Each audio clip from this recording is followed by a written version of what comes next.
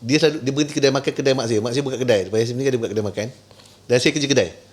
Masa tu? Masa tu. Dan dia tanya mak saya, anak buat apa? Tak ada buat apa kan? Dia ada plan mana? Adalah plan kan. Kalau dia minat nak jadi mekanik, saya anak sulung. Daripada 6 beradik. Abang Long. Keluarga pun tak senang, susah agak. Ayah saya dia juruteknik JKR. Mak saya suruh rumah sebelum masa itulah. Dan ayah saya meninggal awal. Ayah saya meninggal umur saya dah jenam.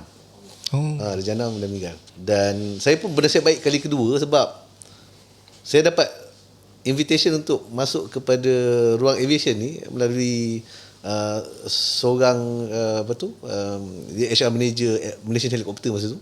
Anak dia sekolah dekat sekolah saya. Saya dah habis sekolah, anak dia baru form 1 lah. Kan? Dia berhenti kedai makan, kedai mak saya buka kedai. Lepas saya meninggal dia buka kedai makan. Dan saya kerja kedai. Masa tu? Dan dia tanya mak saya, anak buat apa? Tak ada buat apa kan? Dia ada plan mana? Adalah plan kan. Kalau dia minat nak jadi mekanik, datang interview MHS. Itu dia panggil saya, you minat tak kerja-kerja dengan kenderaan cakap, minat lah. Saya tak tahu pun kerja dengan helikopter, dengan aviation dia, saya tak tahu. Itu cakap, itu punya nasib yang kedua kan. Nasib baik kedua tu pasal dia offer. Dan saya pergi dengan masa tu Mara dia buat kat Ceras, MSM Ceras, ada 1,000 orang buat interview kan. Tu shortlisted and selected.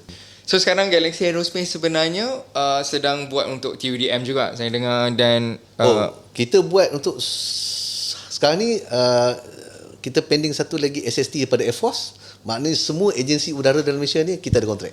Wow.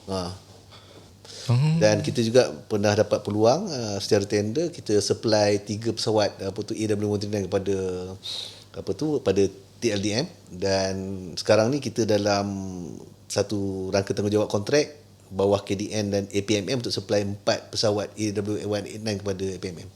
Wow.